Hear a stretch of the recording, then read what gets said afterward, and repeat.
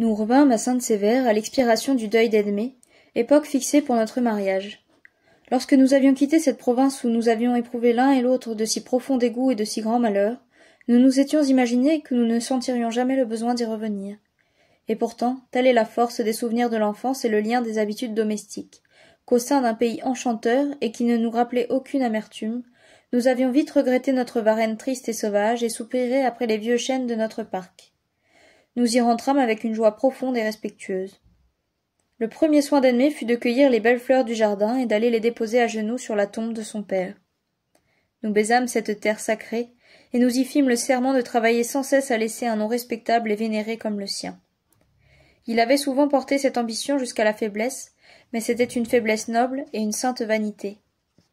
Notre mariage fut célébré dans la chapelle du village, et la noce se fit en famille.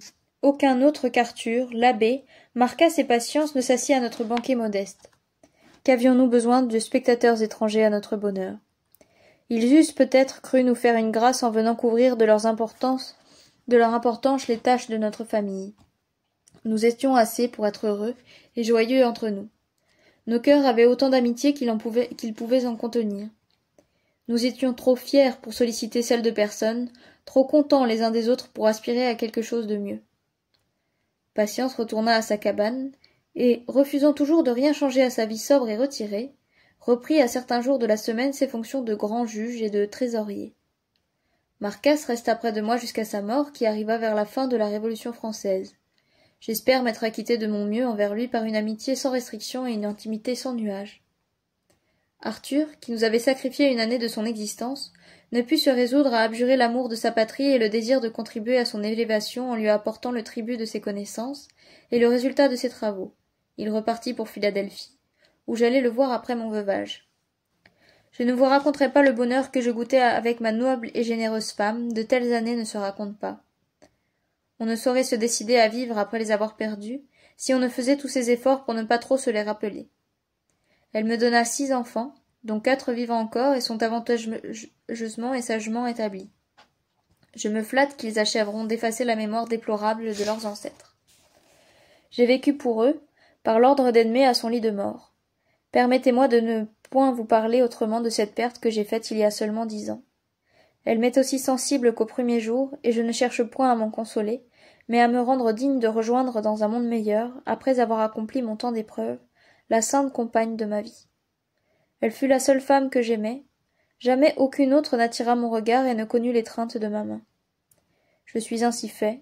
Ce que j'aime, je l'aime éternellement, dans le passé, dans le présent, dans l'avenir.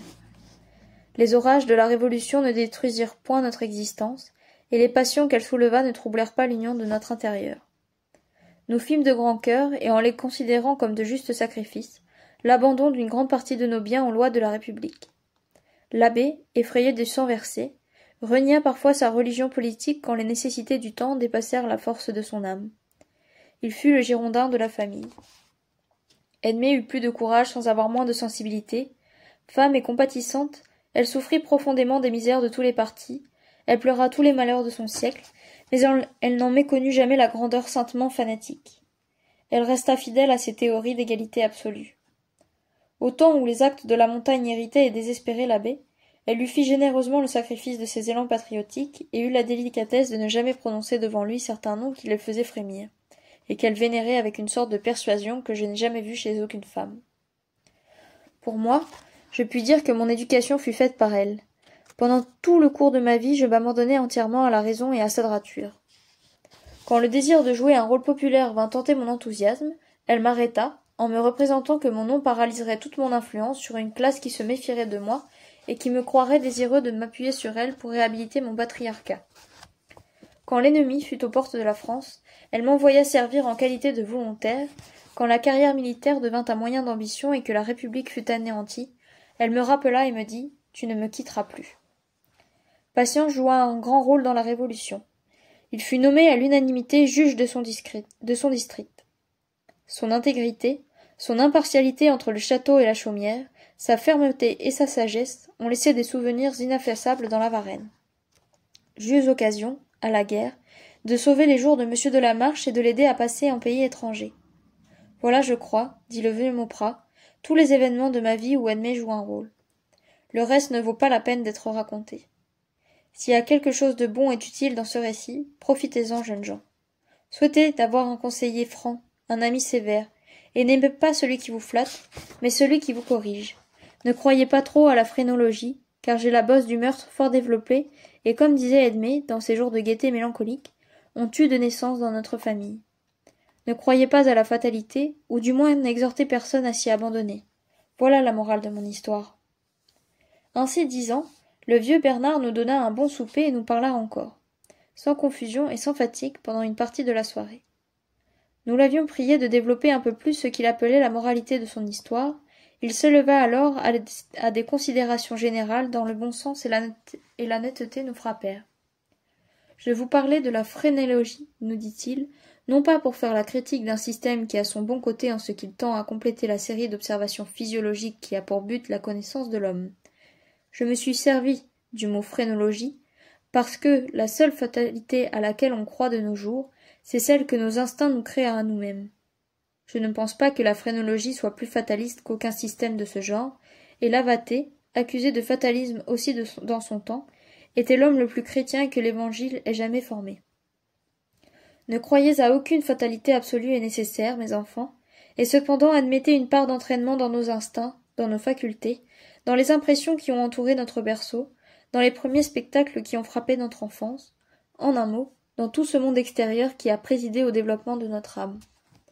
Admettez que nous ne sommes pas toujours absolument libres de choisir entre le bien et le mal, si vous voulez être indulgents pour les coupables, c'est-à-dire juste comme le ciel, car il y a beaucoup de miséricorde dans les jugements de Dieu, autrement sa justice serait incomplète. Ce que je vous dis là n'est peut-être pas très orthodoxe, mais c'est chrétien, je vous en réponds, parce que c'est vrai. L'homme ne naît pas méchant, il ne naît pas bon non plus, comme l'entend Jean-Jacques Rousseau, le vieux maître de ma chère Edmé. L'homme naît avec plus ou moins de passion, avec plus ou moins de vigueur pour les satisfaire, avec plus ou moins d'aptitude pour en tirer un bon ou un mauvais parti dans la société. Mais l'éducation peut et doit trouver un remède à tout. Là est le grand problème à résoudre. C'est de trouver l'éducation qui convient à chaque être en particulier. L'éducation générale et en commun semble nécessaire. S'ensuit-il qu'elles doivent être la même pour tous?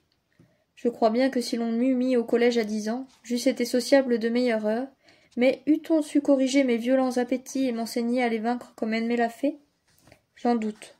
Tout le monde a besoin d'être aimé pour valoir quelque chose, mais il faut qu'on le soit de différentes manières. Celui-ci avec une indulgence infatigable, celui-là avec une sévérité soutenue. En attendant qu'on ait résolu le problème d'une éducation commune à tous, et cependant appropriée à chacun, attachez-vous à vous corriger les uns les autres. Vous me demandez comment? Ma réponse sera courte, en vous aimant beaucoup les uns les autres. C'est ainsi que les mœurs, agissant sur les lois, vous en viendrez à supprimer la plus odieuse et la plus impie de toutes, la loi du talion, la peine de mort, qui n'est autre chose que la consécration du principe de la fatalité, puisqu'elle suppose le coupable incorrigible et le ciel implacable.